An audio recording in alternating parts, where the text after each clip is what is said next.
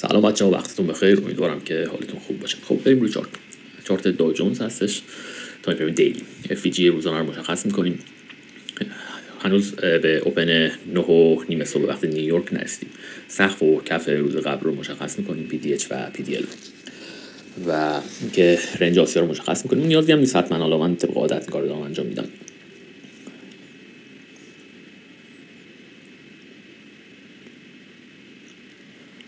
اوپن 8:30 صبح، 8:30 صبح وقت نیویورک هم مشخص میکنیم که ببینیم قیمت دقیقاً کجا هستش، و اوپن 9:30 صبح وقت نیویورک هم مشخص میکنیم و منتظر بازگشایش میمونیم.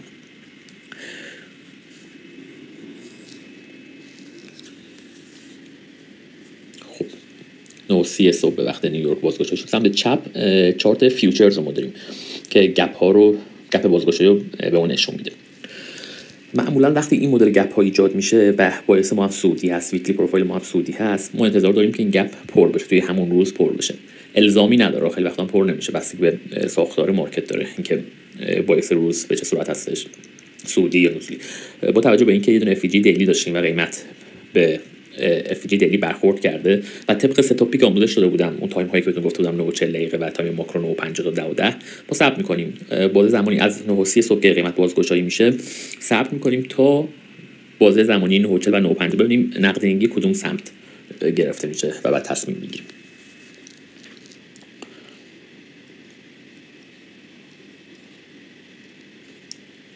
با زمانی ماکرو 9:50 تا 10:10، اینم که 9:40 دقیقه.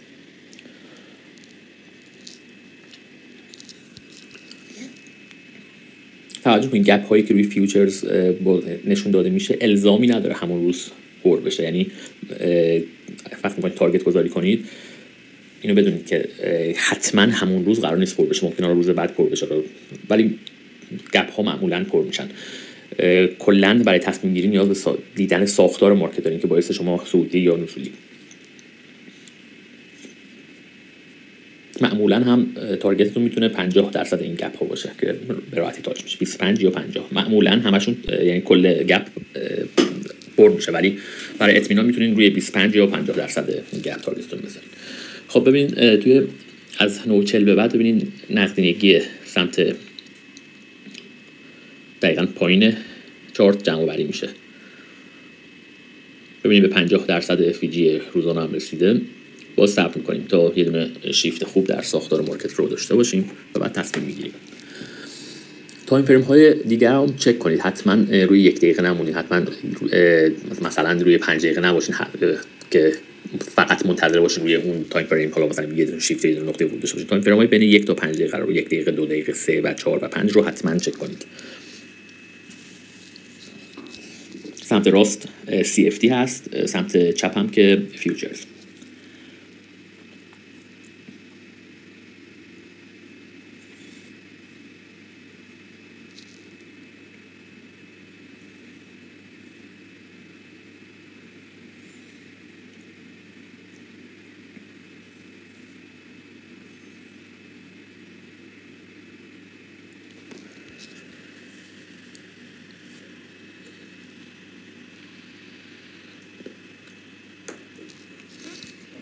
خب باز زمانی ماکرو هم شروع شد، منتظر میمونیم تو به ما یه دونه ورود خوب حالا در یک تایم فریمی که مورد نظرمون هست بده. اون فرست تارگتی که اون بالا نوشتم مشخص کردم، حدودا میشه همین روی 25% گپ فیوچرز، بالاییش هم میشه حدودا روی 50%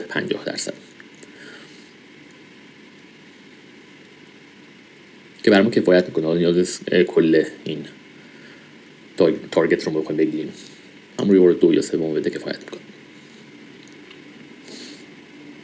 برای ورود هم هیچ عجله‌ای نکنید. آیا اف جی یا اف جی که تشکیل میشه تو تایم فریم های مختلف معمولا تاچ میشن و بعد حرکتش رو انجام میده. یعنی نیاز نیست همینجا بیاین ورود کنید. ببینید الان روی تایم فریم 2 دقیقه ما یه دونه آیا اف جی داریم که میتونیم روش ورود کنیم که تاچ هم شده به تارگت بای ساید بالا که نوشتم فرست تارگت.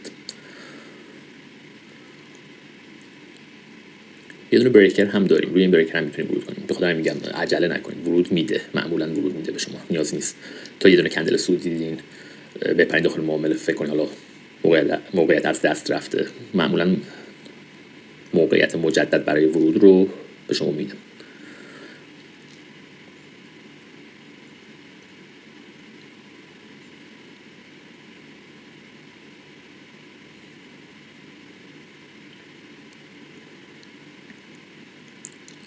چرخه پی او تی رو نگاه کنید، از 3 تا قسمت تشکیل میشه. قسمت اول که میشه انباشت قیمت یا همون فشردگی قیمت که ما AMD بهش میگیم. A میشه accumulation، M میشه manipulation که میشه دستکاری، D هم که میشه distribution میشه توزیع قیمت. پس فاز اول میشه A میشه انباشت قیمت، فاز دوم میشه فاز دستکاری قیمت که M نوشته شده، فاز سوم میشه فاز توزیع قیمت که D نوشته شده روی چارت. یعنی وقتی از 9:30 صبح شما شروع میکنید، قبلش فاز اول شماست، 9:30 تا 9:40 دقیقه میشه فاز دوم، میشه فاز دستکاری قیمت یعنی جمع آوری نقدینگی شما، فاز سوم که میشه فاز توزیع قیمت شما، میشه همون با زمانی ماکرو. ببینید الان یه دونه بریکر هم داریم، ببینید قشنگ بریکر رو تاچ کرد، نقطه ورود دومتون، یعنی اگه روی آی اف جی نتونستین ورود کنید، نقطه ورود دومتون میتونه روی همین بریکر باشه.